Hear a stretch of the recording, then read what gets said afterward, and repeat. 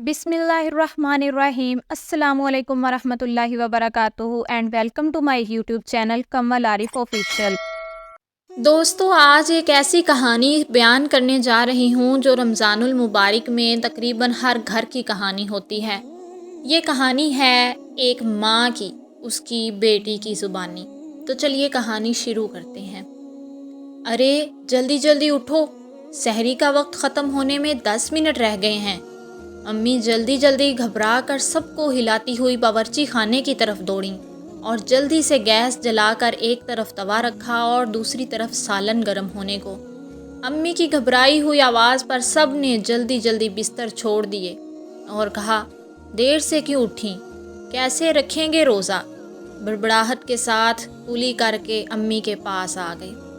इतनी देर में अम्मी 2 रोटियां पका चुकी थी और मुझे जल्दी से प्लेटें लगाने को कहा और दौड़कर गरम सालन सब के आगे रख दिया।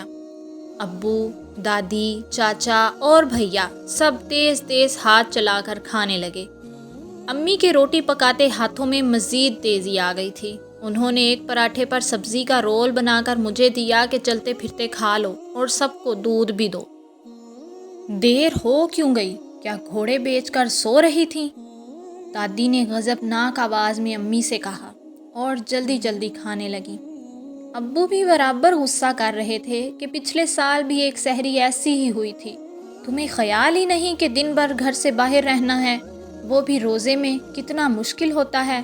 अम्मी शर्मिंदा सी अपनी सफाई दिए जा रही थीं कि रात दावत के काम समेटते 1 बज गया।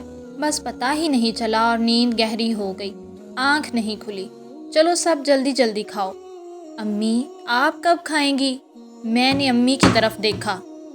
हाँ हाँ खा लूँगी, तुम भाई को पानी दो और दूध पी लो। क्या खाऊं क्या छोड़ूं, अभी दवा भी खानी है, दादी फिर बड़बड़ाईं और अम्मी के चेहरे पर नदामत और बढ़ गई। सब खाकर जा चुके थे और अब अम्मी अपनी प्लेट में सालन निकाल ही रही थीं कि सायरन की आवाज़ आ गई और इनका हाथ वहीं रुक गया।